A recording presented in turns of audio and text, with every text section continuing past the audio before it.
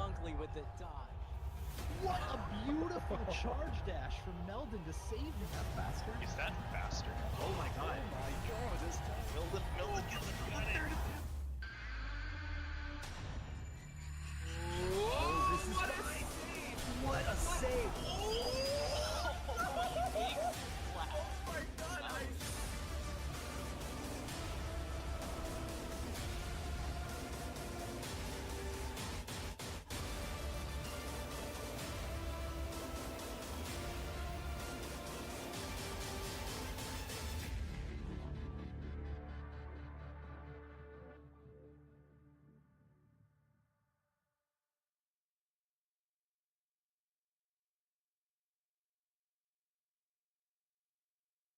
Ladies, gentlemen, and forest spirits, it has been a long 6 hours since our last Ori in the Blind Forest race, but the wait is finally over. I am the Roos is Loose. I am joined on commentary by Flux. Flux, how are you doing today?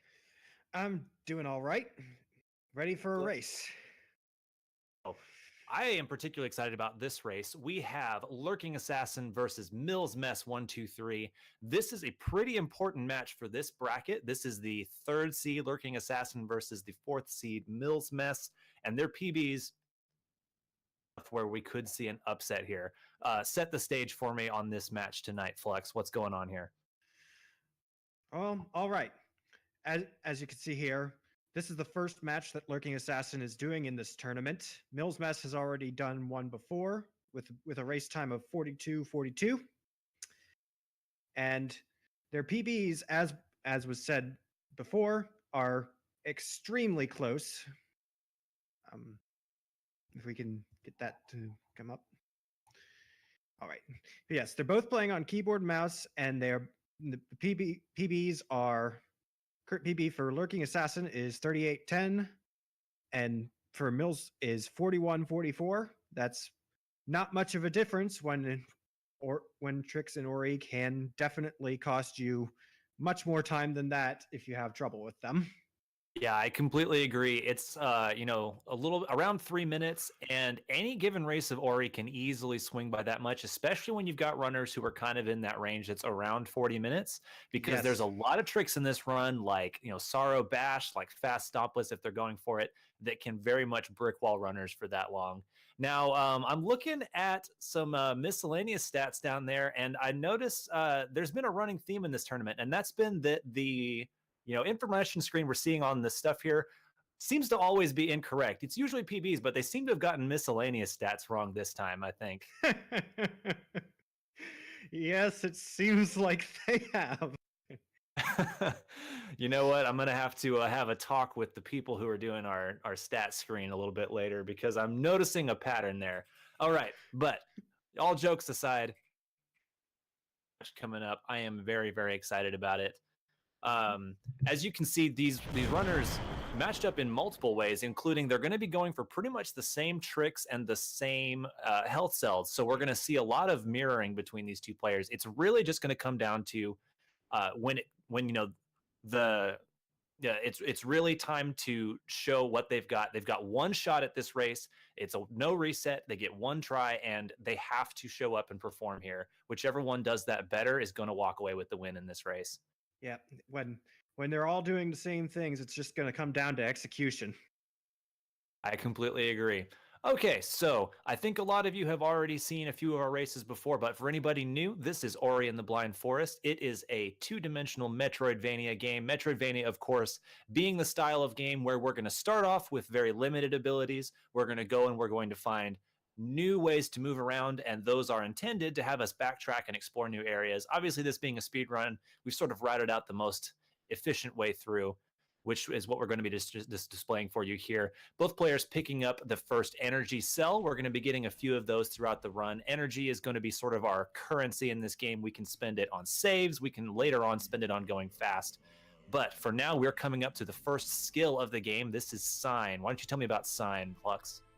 Well, Sign is our main partner through this adventure, and with Sign, we can actually use our main attack, which is Spirit Flame, which will be shown off very shortly in a bit of an introductory battle against some Frankies, which are some of the main enemies you see. But as you can see, both runners are using that sign as your main method of attack and also guides you through the adventure. But we're in a speed run. We already know where we're going.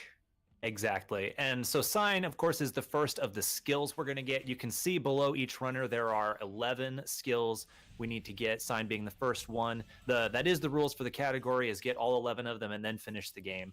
Now, both players very much very close to each other here. It looks like Mills is just a hair behind on your right-hand side, but you know, that can very easily evaporate at any moment. I did notice that Mills took a little extra damage on the flowers, though, so needs to be careful. A death right here is extremely costly. Now, they are trying to set themselves up to be at ideally 1 HP because we're coming up to a trick called Ghost Door, where the players are going to put some keystones into a door and attempt to kill themselves as fast as possible while the door is opening. And when they reload back in, it will skip that animation, as you can see on Lurking screen on the left-hand side. He very quickly gets through that door, skips that animation, and they're now going to be going up to the second cell they'll collect in the game. What are they getting this cell for, Flex?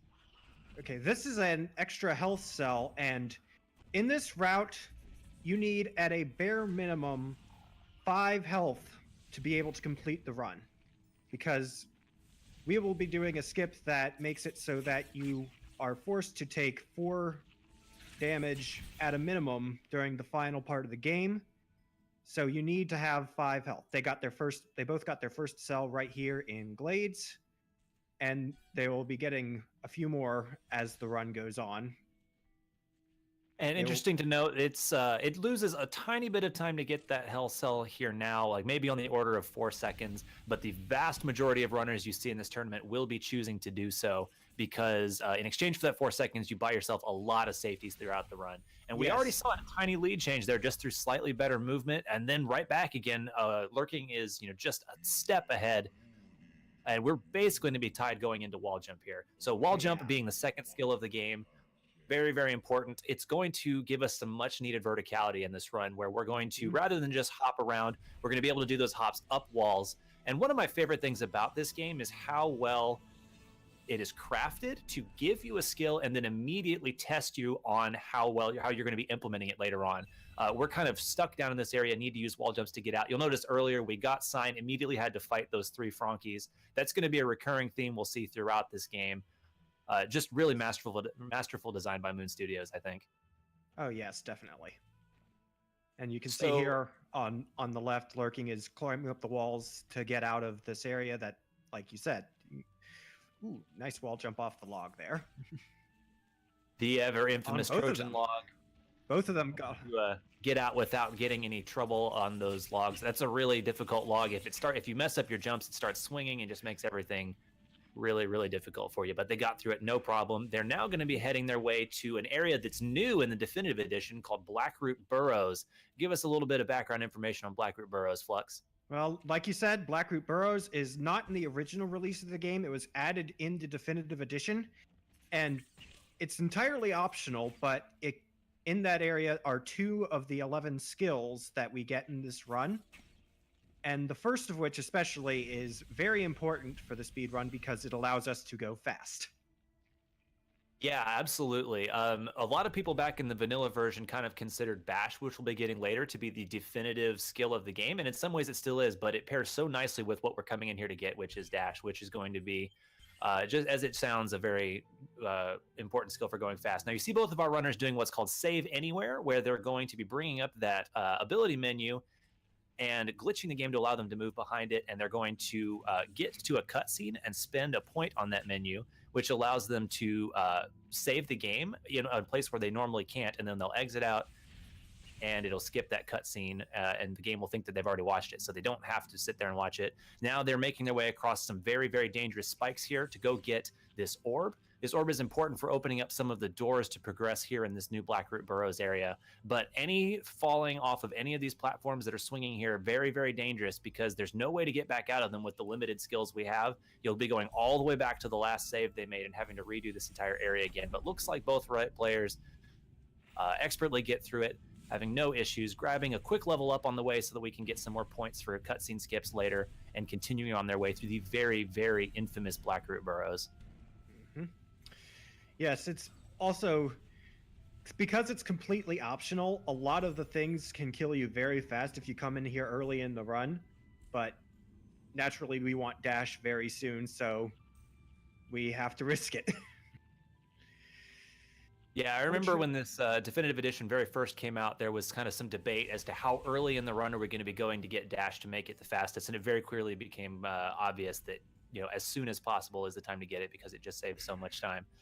Both Yes. players quickly making their way up to the final room. There's going to be a few more floating platforms they need to climb on, and then they're going to be at the dash tree. This area is sort of infamous among speedrunners because, as you can see, you just kind of have to sit here and float on these platforms. There's not a whole lot you can do to speed it up. We pretty much play this area largely in the intended method. A lot of instant kill lasers, a lot of cycles that you just have to hope you get to.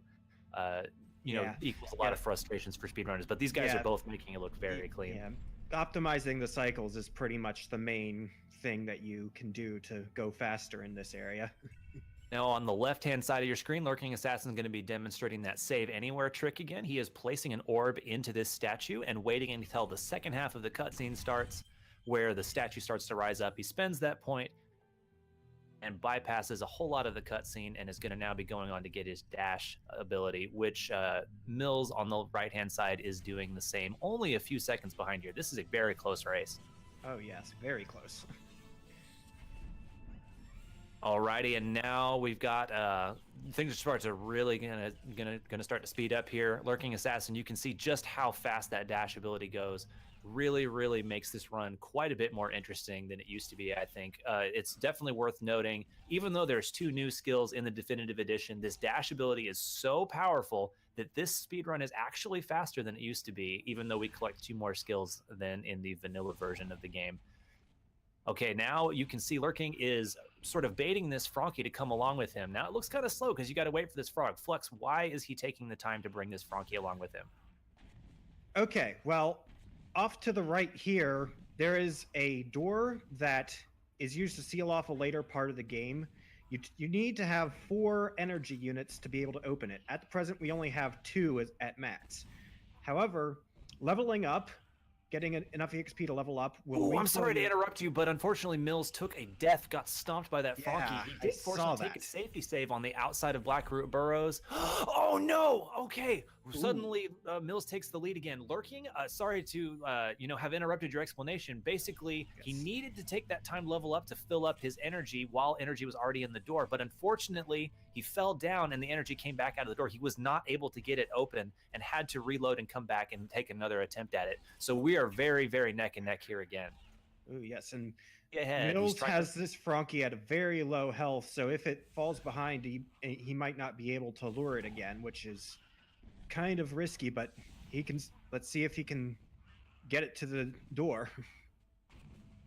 It looks like he made it. This is so close. These guys are neck and neck here. I mean, Lurking only a few steps behind. He's just now getting his...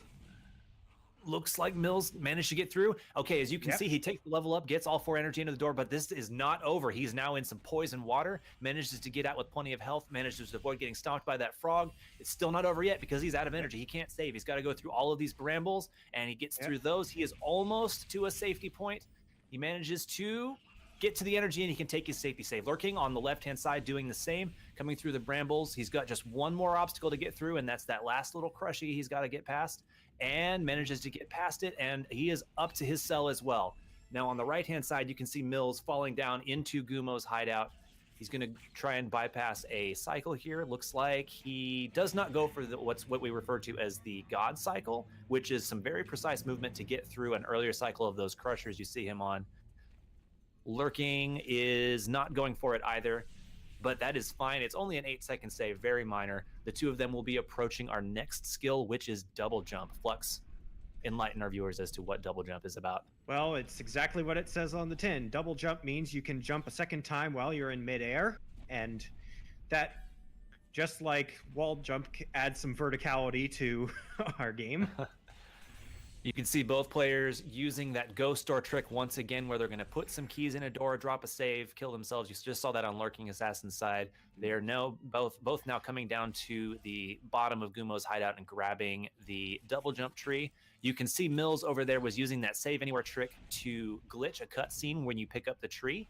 Now, it does still play the cutscene, as you can see, but he's able to move during it, and so there was some blind movement off screen where he tried to get further out of here while that cutscene was playing. Now, all of the dangerous stuff over there, like the poison water, is still in play, so he has to memorize the movement to get out of there, and looks like he nailed it just fine. He didn't take any damage. And Lurking did the same as well. Did the blind movement, pretty much nailed it as well. Bill's now coming up to another sort of finicky trick called Grotto Skip. There's a whole area off to the left we're supposed to go through, but with a very precise jump on the wall here, there's a tiny spot you can wall jump off and get right up here to the exit. And it's a trick that can either just look like there's nothing to it at all if you get it first try, or it can just brick wall you for 10 attempts in a row. Fortunately, generally not too costly to miss it. Okay, both players look like they're having a little bit of trouble, but Lurking gets it first. He got it after 2 tries. Wow. Mills getting stuck here a little bit. He needs to calm down, focus up, and get this trick. And he's got it. They're both through. Yes. Excellent work. This is such an incredibly close race. Lurking Assassin doing another one of those save anywhere tricks to glitch a cutscene with a whole bunch of boulders falling down the shaft he's in. It's a lot safer and faster, obviously, to glitch that cutscene and prevent those boulders from spawning. Yep. Millsmess is, of course, doing the same thing, and they are on their way out of Moon Grotto and onto the first major dungeon of the game. The first major dungeon being, of course, the Ginso tree. Flux, what's the Ginso tree all about? Okay.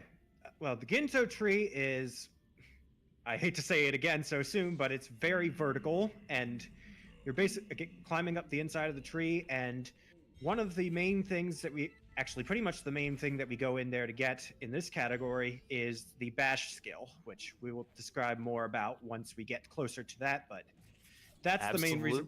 That's the main reason we're going in. We did this whole area down in Moon Grotto. We picked up the key to get into the Ginso tree, but as you can see, Gumo still has it in these cutscenes because he stole it earlier in the game, except we haven't seen that yet. So some of the cutscenes are going to look a little wonky as you get through this part in the run.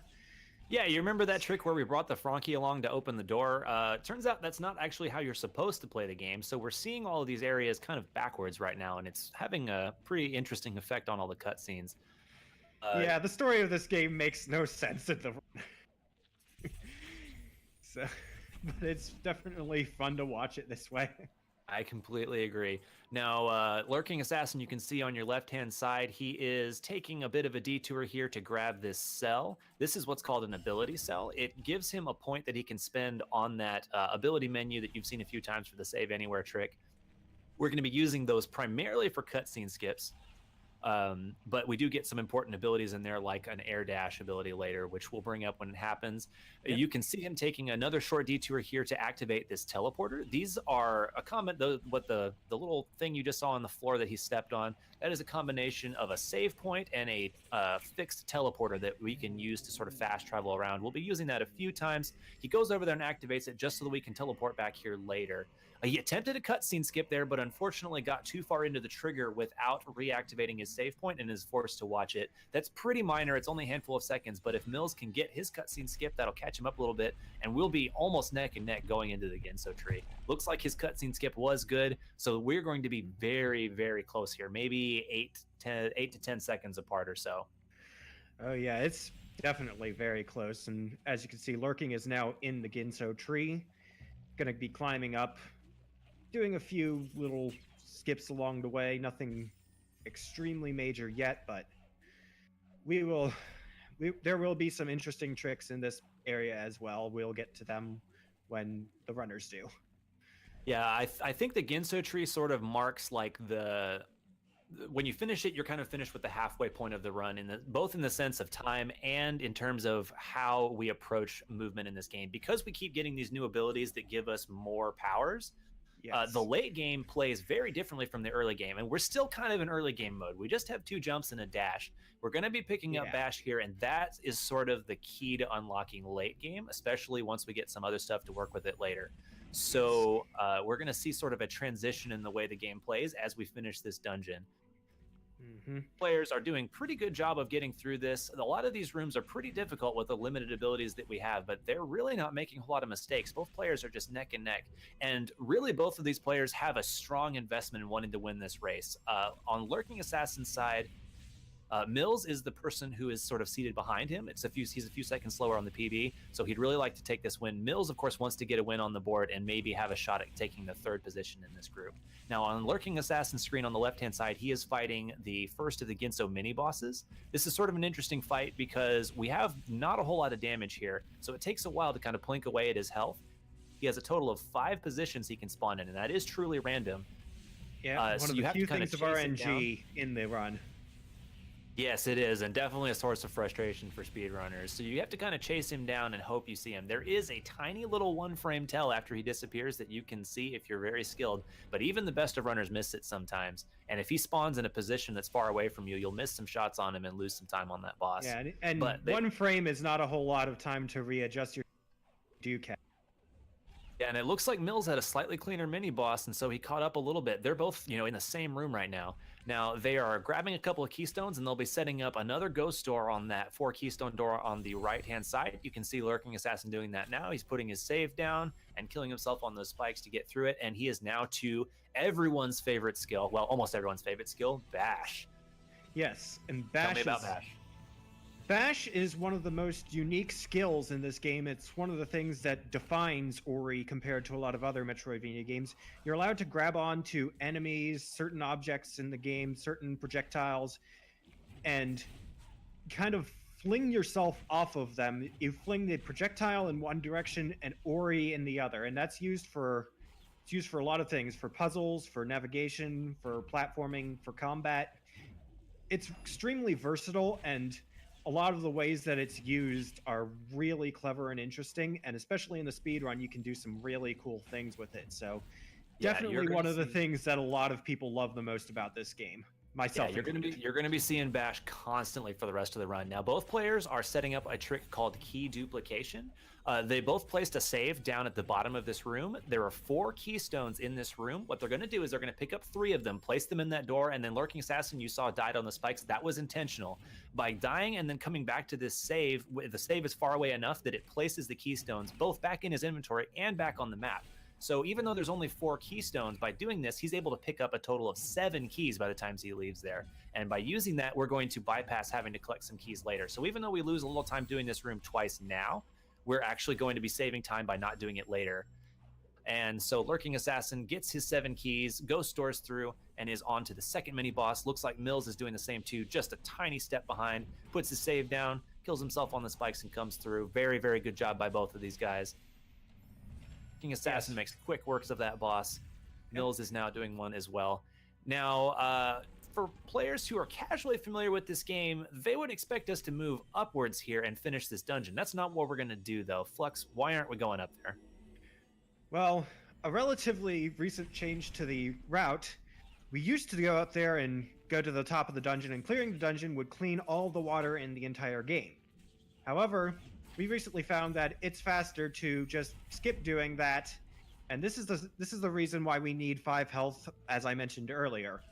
But we can entirely skip clearing the dungeon and get to the skill that is in an area that you can technically by beating the Ginso tree, you are brought to an area that you're supposed to be able to access only through that manner. Yes, and you can see Lurking Assassin is sort of doing the way into that area without the clean water. He's going to use this frog. He's going to manipulate it into a position over here where he can use its shot to break a roof that shouldn't be breakable with the abilities we have right now.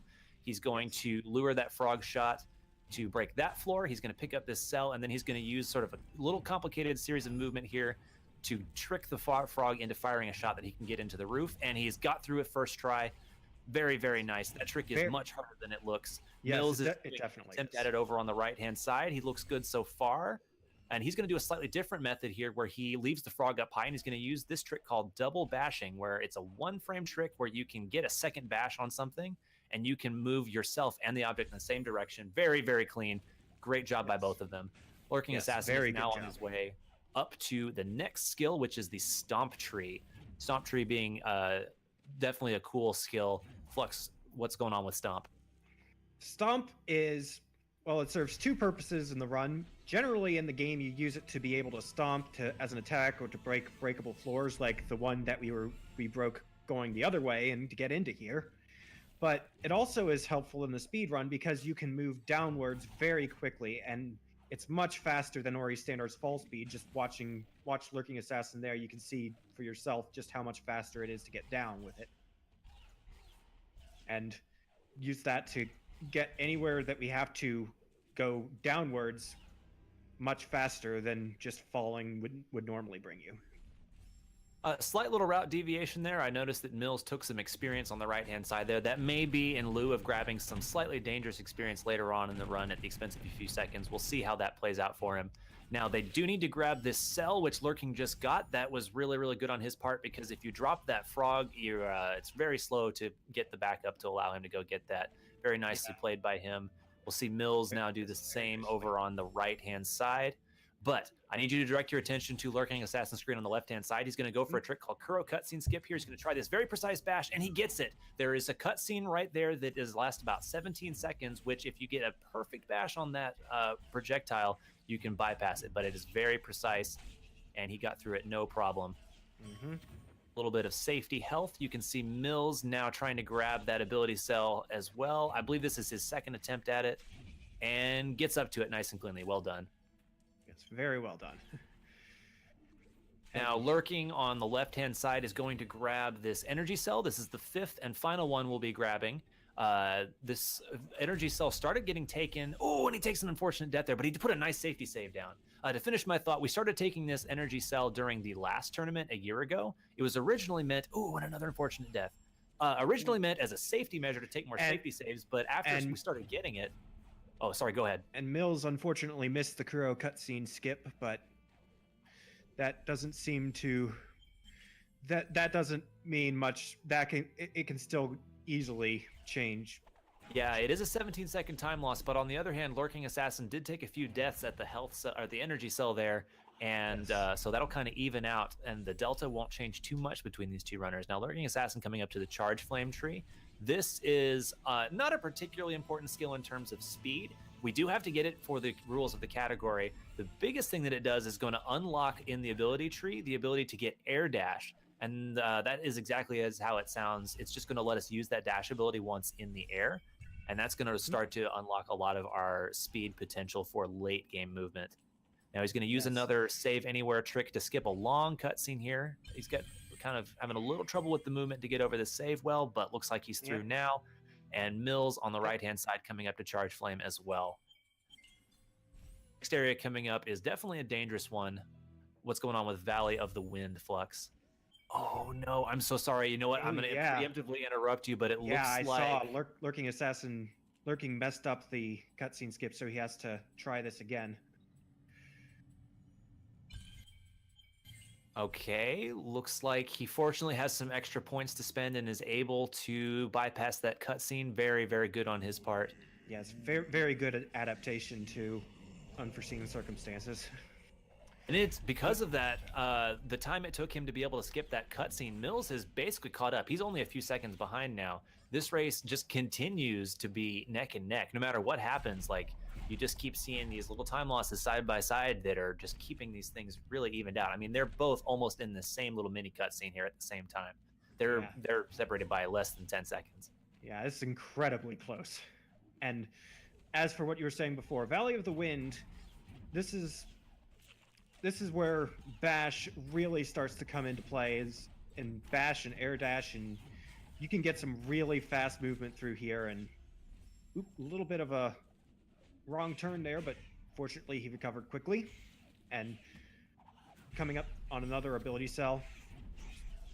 And Lurking is now headed to one of the biggest make or break tricks in the run if he goes for it. He is going for it. This is called Fast Stompless. There's a cell back to the right that we want to get, but we also need to break some rocks in the valley over here. And you're supposed to break it by stomping on it, but what he's going to do instead is he's going to launch this shot, and he's going to launch that at those rocks. That can break it once it reaches there, but he's going to race that shot over to this cell, hope that he gets to the cell first. Oh no! he flubs his movement. Okay, if that shot had reached the rocks, what it would do is the cutscene would teleport him into Valley, and he would have to go way back around to go collect that cell because we must have that ability cell. Yes. But unfortunately, because his movement was a little slow, he had to reload back to the safety save and take another shot at it. Now, Mills on the right-hand side is not going for this trick. Now, even though Fast Obelisk is faster, if you mess it up, what Mills is doing is faster than attempting the trick. So Lurking is going to be losing some time here because he now... and he missed the shot. He's going to have to reload. He's losing even more time. So you can see Mills has broken the rocks and collected the ability cell. So he's now free to move on to our next ability feather and continue on with the game, whereas Lurking is still stuck having to attempt this trick. So even though he gambled on getting the time save, it's now actually cost him the lead, unfortunately. Yes, but as you'll be seeing soon, there's still very much opportunity for him to make it up depending on how this next trick goes for them, because this next trick coming up is Sorrow Bash, which is pretty much universally considered one of if not the hardest tricks in this run. Absolutely, but to get up to it, Mills is going to be using a cool really little glitch called rocket jumping. He leveled up something called Charge Dash, which allows you to rush towards enemies by spending energy, and one of the side effects is that you just saw, where he can sort of get an ability, enemy above him, and trick the game into not slowing his momentum down by jumping out of that charge jump. And so he can rocket himself way up here, save some time, and now go for Sorrow Bash. Now, there's supposed to be some sort of currents of wind that he can float on up into here. But by manipulating that bird, as he just did very nicely, he's able to get up into this area, Sorrow Bash, with a nice sequence break. First try Sorrow Bash. That's really impressive on Mills' part. Yeah, he's got to be happy about that. That's one of the hardest tricks in the run. Brick walls a lot of new runners, and he just completely made it look like a joke. Lurking is now going to have to attempt to do his as well. He rocket jumps up, and let's see how he does with his Sorrow Bash. Floating upwards through Sorrow Pass. Now, this is a very dangerous area. All of those spikes you see do 4 damage. Now, the reason these runners took that extra 5 early is so that they could survive a hit on these spikes here, but still extremely dangerous. He takes a death. Fortunately, he put a safety save down, but that does help Lurking get back in. Oh, and he dies on Sorrow Bash, so he's going to have to try it again. This is so close. If Mills Mess takes another death on these spikes, it will just be almost neck and neck again if Lurking can get this. Looks like Mills is pretty much through to safety, and Lurking is struggling with Sorrow Bash. Oh, this is not what he wants. Not what he wants at all. This is definitely looking promising for Mills' upset if he can keep this pace up. Very, very good on his part.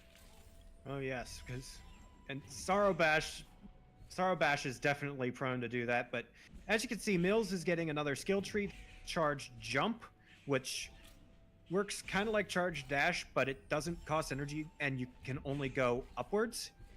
It gets some use in the run, but we're mostly getting it for the sake of getting all of the skills. And now he's going to be making his way up to the next required point in the game using a skip called Terra Break. Would you like to explain how Terra Break works? Sure. Quick update on the left hand, though. Lurking Assassin did get through his Sorrow Bash, and he's now working on Sorrow Pass as well, so maybe a minute or a minute and a half behind.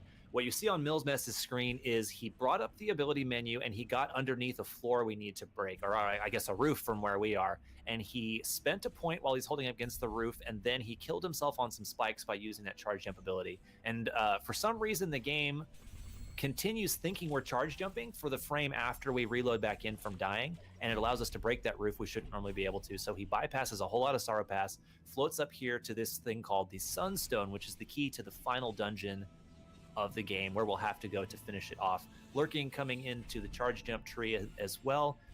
So again, he's maybe a minute and 20 behind. Definitely possible to still make this up if Mills makes any mistakes, and they are very easy to make in the dangerous areas that still remain for Mills. Oh yes. So where is definitely. Mills headed to next? Mills is now showing off that fast fall from Stomp, and he's heading to an area called Misty Woods, which is one of the more fun places. Ooh, he had a costly, well, not too costly, but he had a death there coming out of Sorrow Pass, but he making it up pretty quickly. But heading to Misty Woods, which is one of the areas that speedrunners love in this game, because there's not a whole lot of fancy tricks. It's just all pure execution, and we have most of the skills, so we can go through this area very fast if we know what we're doing. Yeah, watching a good runner do Misty is just a work of art because we have all of the important movement abilities. We have this charge dash that lets you rush to enemies. We have our rocket jumps, we have our bashes, we have our dashes, and just a lot of very tight, spiky corridors that we can fly through as fast as possible. So what you're But gonna because they really- are spiky, they can definitely cause a lot of pain if you mess up even slightly. So Without a doubt. One trick you're going to see these runners use extensively is ways of refunding the energy cost of those charge dashes they're using. If you can find a way to interrupt the charge dash before it finishes, the one energy that it costs to do it will be refunded back to you. And so it can be interrupted either by stomping or by bashing an enemy before it finishes, or there's a couple of other, side things like bashing into cutscenes, but primarily they're going to be bashing and stomping. So if you see them, like rush towards an enemy really quickly like Mills just did and then getting their energy back, that's what's going on there, and it's just going to be used so well in Misty Woods. yes, Mill's coming up on the next skill, which is climb, which is there. It doesn't really get a whole lot of use, especially if once you already have charge jump and can use rocket jumps, and we really bypass most of the places where it's even remotely required, and even casually a lot of people don't necessarily find it that useful of a skill, but we still need to get it for the all skills category, and that's the entire reason why we came into Misty Woods. Actually, we don't need to go here for anything else. Yeah, unfortunately, because of the geography of this place, we do have to finish it out. This is sort of this area is kind of like the Lost Woods in Zelda, where Yes. you go to an area or like trigger something and the area will change. So we have to actually collect these keystones and finish the entire area to get back out. You can't just backtrack and leave. So even though we came in to get climb, this entire section we're in now on Mills's side is just us trying to get back out of the Misty Woods area. And On the bright side, thankfully- lots more fun movement. Absolutely. This split that he's in is probably my favorite one in the run. There's just so much cool movement, which the runners can show off. Lurking Assassin getting to the climb tree himself, so he's probably about half a split behind. Stuff up that Mills can still lose time on. So this race is far from over. And just as I say that, Mills falls into some spikes and fortunately had a safety save down. Doesn't lose too much time. He's now at the 4th keystone of the area, while Lurking Assassin just picked up his 3rd. So the gap is closing. Mhm. This is still anybody's race, I guarantee it. Oh yes, very close. And All right, so Mills is now headed towards sort of the final area of Misty. There's just a few little vertical movements, and then he's going to come up to a mini boss. Now, there's a whole variety of quick kills on these mini bosses involving using all your abilities. We'll see if Mills uses any of them, and if so, which ones he does. Goes off correctly, you'll barely even see that there's a mini boss there at all. Even especially if you blink, it'll just be gone already. It's coming up here. It's going to be 2 little enemies that hop up out of the ground. He takes a quick safety save, and looks like he's not going to do a quick kill, but he's just going to, take sort of the safe route of taking him on one at a time and finishing him off. That Frankie, of course, coming in out of the audience, bringing a chair with him, trying to bring the smack down. But, very, very nice heads-up play from Mills to avoid it and include it in the kill strategies had for the boss. Now, because it wasn't a quick kill, he lost a potential little bit of time to Lurking if Lurking can go for a quick kill here himself. Let's see how this goes. Lurking also takes a safety save. Looks like he attempted a quick kill, got one of them pretty quickly. If he can get this one as well pretty fast, he'll make up a little bit of time. All right, so looks like they're both ready to exit Misty Woods. Mills is on his way back out through Valley and is going to be teleporting. This will be the first instance, or sorry, not the first instance. We saw it earlier in Genso Tree. But we're going to be teleporting back to Blackroot Burrows that we saw early on in the game. And as you mentioned, Flux, there's another skill there we need to go get, right? Right. There is a second skill a little further down into the area. Needed a few more abilities to be able to get to it, but now that we have all of them, we're going back to Blackroot and we're going to be picking up Light Grenade, which you can throw a little bit of a ball of light. You can use it to attack enemies. You can bash off of it if you want to, but we won't be using it for a whole lot except for one trick that might be showing up once we have that. But yes, all in there's all, one trick right at the very end of the game called grenade jumping, which we'll talk about as we get to it. We probably won't be seeing any other grenade jumps out of these runners, but they might decide to bust out a little bit of swag and show us. Yeah. We'll see. But on Mills Mess's side, we've made our way deep into Blackroot Burrows, and he is almost to the light grenade tree. He has a cutscene he needs to skip here, so he's going to be trying to put a save point down and get that save anywhere menu up. Oh, be careful! He almost triggered that cutscene. This is a very, very long cutscene. It's almost 2 minutes long, so if you watch it, you are in big, big trouble. Yep. Yeah, it's not one of the easier cutscenes to skip, and it costs a lot of time if you have to watch it. So very good on Mills for being able to avoid that scene and get to the grenade tree in a fairly clean manner. Looks like he got through. Lurking Assassin had a little bit of trouble with his movement up to it, but he has survived and skipped the cutscene. So he is really, really close. I mean, this race is just continuing to be anybody's run. Mills has been in the lead for a while, but not by enough to feel safe, especially with some of the tough tricks that still remain. And Lurking has been closing that gap pretty well, too. Yeah, I would guess that they're maybe 20-ish seconds apart right now. Yeah, it's still I want to give you guys a really, really cool update. You guys remember Mills's PB is a 41. At the grenade tree, he was 40 seconds ahead of his PB right now. So you may be watching a PB live right now. If he can close out the run cleanly, we'll definitely be seeing a new best run out of him. Yes, and we're also getting confirmation. Don't get squished. We're also getting confirmation that the difference in times at the grenade tree was 22 seconds. Very much could go either way at this point. All right, and you can see Mills, he's teleporting to that teleporter under the Ginso tree that we grabbed quite a while ago. That is the one that's the closest to the end of the game. And he'll be making his way up to Mount Horu, which is the final dungeon of the game. We unfortunately won't really be seeing much of it due to a skip that will barely. But there's still a lot of dangerous movement to get there. There's a whole lot of lava. There are instant kill lasers. There's some explosive enemies, things like that they're going to need to navigate through. Yeah, so Mills has gotten himself 6 HP, which is a little bit of extra safety for the final dungeon. He opts not to go for a 7th, probably not necessary to get 7. 6 is usually safe enough. And he is now almost to Mount Horu if he can just make it across this lava field here. Looks good. Mm-hmm. All right, so Mills is now going to have to attempt another, absolute fan favorite in quotes trick for speedrunners. Mm-hmm. Door warp. What's up with door warp, Flex? All right, door warp exploits a bit of the way in the game loads from the main menu. If you enter a door on the very first frame that you load up a file, it will send you somewhere different, and this one happens to send us right to the end of Mount Horu. So it's a 1-frame trick. You have a very small window to get it.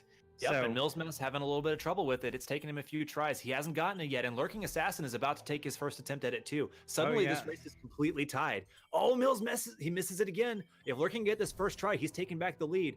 And, oh my goodness, Lurking gets it! He's warped to the bottom, and Mills is still struggling with it.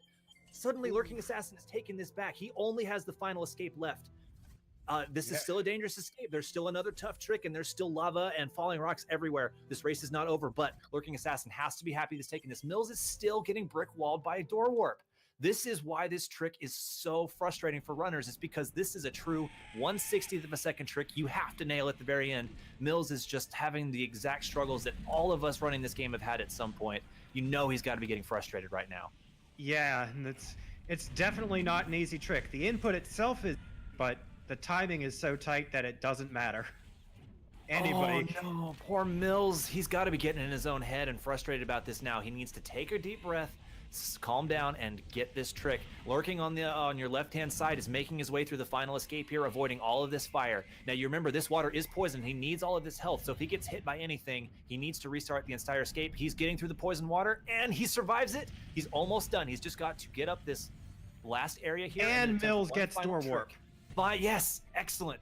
Okay, if Lurking Assassin has any trouble on this final trick here, this is called grenade jump. He needs to get on the wall and throw a grenade, and he gets the jump off on the exact frame after the grenade. It bypasses him through the final trigger here. He is now finished. All he has to do is hold right for another 35 seconds. His run is essentially done, and Lurking has taken the victory. Now that trick has the potential to soft lock if your position on the wall there is at all incorrect. So he was not done, and like he was not out of danger until that trick was finished. But fortunately, he manages to get through it. Mills now taking his attempt at the final escape, having a little bit of trouble on the lava there.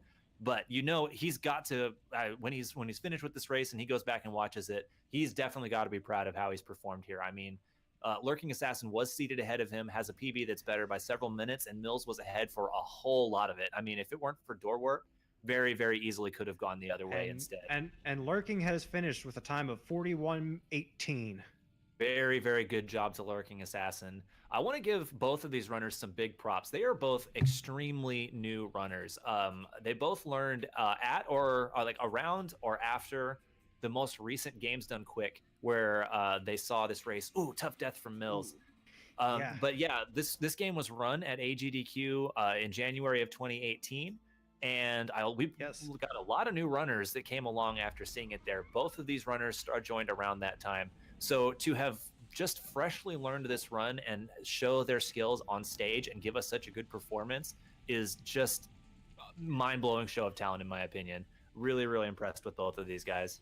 Oh yeah, and it's definitely both of them played extremely well. There were some moments for both of them where certain very difficult tricks took a few tries, but all in all, they've both done extremely well, and both can be very proud of how they performed in this race overall. Completely agree. I mean, this run is one of the most difficult speed runs I've personally seen. I mean, this is the kind of game where even the best of runners who have well over 1,000 hours of practice, any given run they do they can just get brick walled by a trick, because just because you've learned a trick in this game, it's so execution heavy that nobody's safe. And so for these runners to have struggled with a few tricks here and there, absolutely no shame in that whatsoever. millsmess gets his grenade jump. He's through, skipped half of the final cutscene. He's now going to be holding right, and he's going to come in around a mid 43, which his PB is a 41:44. To be only 2 minutes off of your PB in a tournament setting where you have all these people watching you, you only have one shot at it.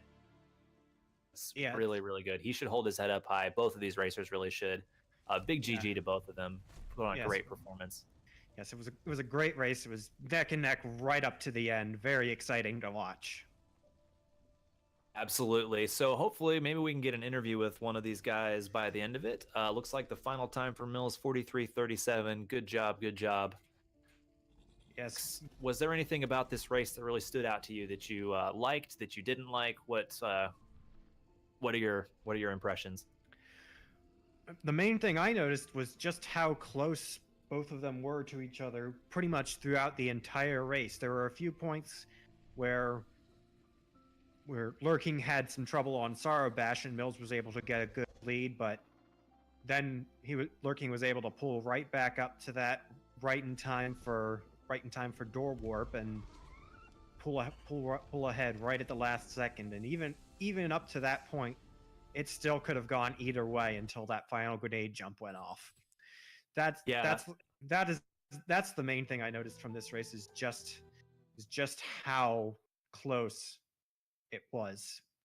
Even with those times being about two and a half minutes apart, that's still really close. I mean, yeah, 2.5 minutes, but it really came down to, any given trick. Lurking Assassin lost a lot of time on Fast Stompless. Mills lost a lot of time on Door Warp. Like, any one of those goes differently, and it's suddenly a totally different race. So you can see our updated and those are far from the only moment where it can do that too.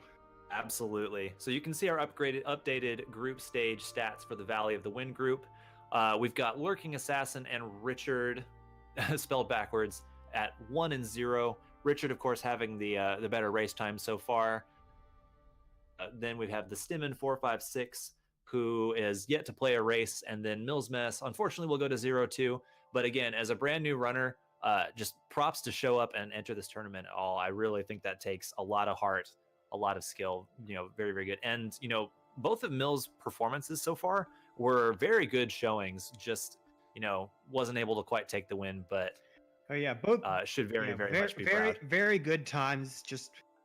just a little bit behind whoever he happened to be going up against. So And that's just how it can be with this game sometimes. Even when you can get a really good time one run and then just get brick walled at a trick the next, and that's just how it is. And for both of those times, very close to each other, not both, but very close times to between both of those races for Mills, not just close in terms of the races themselves, but very consistent times for how recently he learned to run. That's still a very impressive time to be getting this consistently. Yeah, absolutely. And I think it's very interesting to see so many of our new runners participate in this. I think a big part of why we have had such a cool, of brand new runners entering this tournament is that even though, Mills 02 and, even if he goes 03, everyone in this tournament gets to advance into the bracket.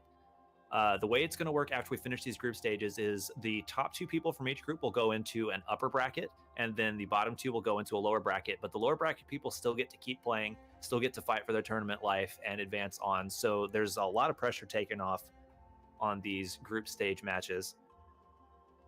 We've got Lurking Assassin here ready for an interview. Let's get him on in here and get his thoughts on the match. What's up, everyone? Hey, Lurking Assassin, congrats on your win. Thank you. How are you feeling right now about that one? I mean, I did not expect to win. That run was something else. Did you have the stream up while you were watching this run? I was not, no. Okay, you're gonna have a really good time when you go back and watch it. All right, so my question for you, so you got started, I believe, with a very, very different speed run. You were originally a Final Fantasy VII runner. Many speed runs more different from Ori than that one. That's a very long, very sort of mental speed run, not a lot of crazy movement. Do you think that coming from a run like that has affected how you play Ori or how you approach it at all? No, actually, I feel like they're completely 2 different games. Like, when I play FF7, I have a completely different thought process than Ori. Like, in Ori, I'm kind of focused on, I need to go fast, I need to do this. When I play longer games, it's more like, you're thinking, like, you're more, like, strategic than actual, like, skill, like, trying to be active. So they're completely different runs. Like, I don't think being an FF7 runner helped me at all in this game. Very interesting. Flux, do you have any questions for Lurking? Regarding the actual run, I just have to say is like, what were the thoughts going through your head while you were doing Sorrowbash and having to catch up after that? Were you at Sorrowbash? Like, I kind of after the Frankie walk mistake, I kind of started I was like, okay, I can still do it. And then after messing up Fast Stompless multiple times, I kind of just lost hope. I'm like, yeah, this run is done. I'm just gonna do whatever. And then after Sorrowbash, I was just even more disappointed. Like, I was just kind of going in just in complete disappointment. It's like, yeah, that's gonna be another death. And yet you still managed to close the gap and pull out a win at the end. Yep. All right, looks like we've got another surprise guest. Mills is here for an interview as well. Mills, good job on your race. How are you feeling right now? Yes, very good job. Back at the splits, and it looks like I was ahead for most of the race. You were actually. So that actually kind of answers the question I had for you. I was wondering if you were watching the stream of the race during it. No, my laptop is too bad. It wouldn't be able to let me do that. So I was on. For a real treat when you go back and watch it. That was really, really thrilling race. I'm super impressed with the performance you were able to put up. So, Mills, just kind of walk me through your run. What stands out about it? Both good and bad. How do you think that went? Well, what immediately comes to mind is 1000th try door warp. Which door warp will happen to everyone. Then that just sort of tilted me for the rest of the escape, and so I died there a few times. Other than that, I guess what stood out is I had a lot of stupid deaths in random places, but I got lucky with the safety saves being in good places for that. You're gonna feel better about that when you watch my run. I died in a lot of obscure places. Yeah, Yeah, but both of the runners were very, very close for pretty much the entire race. So, Oh, pretty much little time losses here and there, but you were both displayed a good deal of skill in being able to come back from those and keep going in the run and keep in the race. So So Mills, you said you learned after AGDQ. Was there, when you were learning and registering for this, did you have any sort of like hesitation about joining the tournament, or did you know, like, man, I've got to get in and be a part of this? so it was actually GDQ of a previous year, and I just didn't start running seriously until recently. Okay, So very I nice. figured this would give me an excuse to really get into it a bit more seriously. Because I just sort of been doing a run every now and then. It took me forever to get sub 1 hour, but Well, heck, I mean, now you're getting like 42s and stuff in tournament races with everything on the line. So good job on your improvement. thank you. Good job to both of you guys. So that's going to be it, unfortunately, on races for tonight. We've got some more Ori action coming at you tomorrow. The first match is going to be one of the people's champions, Covert Muffin, versus Zach Neer. That's going to be at 2 EST. I don't believe that's been assigned a channel yet, but then later after that, we're going to have Rory Rye versus Tritonite. We're going to have our own Flux, who is on commentary with us, versus Zirla. Yep, that's going to be versus. What were you going to go ahead? that's going to be my first race of the tournament. And Good luck first to you, man. my first tournament race ever, so because I'm new to the run as well, so we'll see how that goes. Well, we'll all be watching and wishing you the best of luck. Yes, thank you. All right, excellent. So, going to be another really cool day of Ori action tomorrow. I hope you guys all enjoyed the race we had today. Commentating with me, Lurking, millsmess, thank you so much for providing a very entertaining race. Ori community, love all you guys. Yes. Thank you. All right, everybody, Thank you, thank you guys. for watching. Have a great night.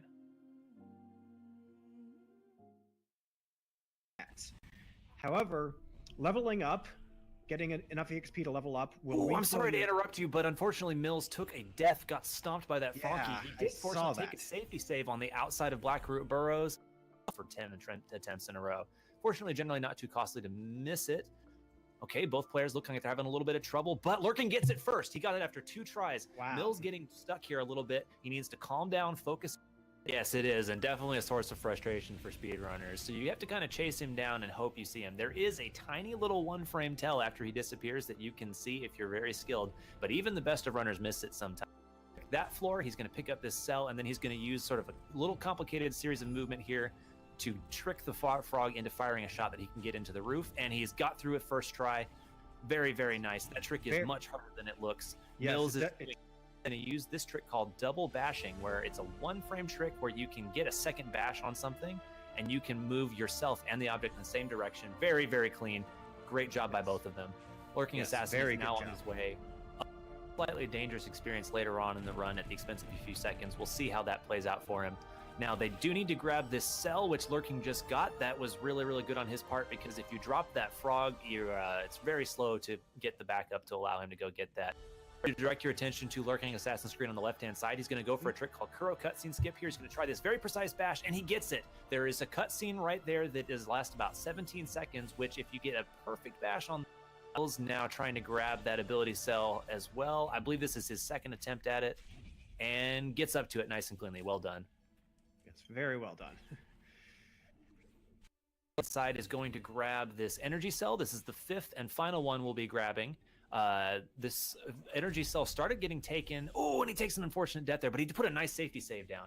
To finish my thought, we started taking this energy cell during the last turn. Coming up on another ability cell. And Lurking is now headed to one of the biggest make or break tricks in the run if he goes for it. He is going for it. This is called Fast Stompless. There's a cell back to the right that we want to get, but we also need to break the trick. So Lurking is going to be losing some time here because he now...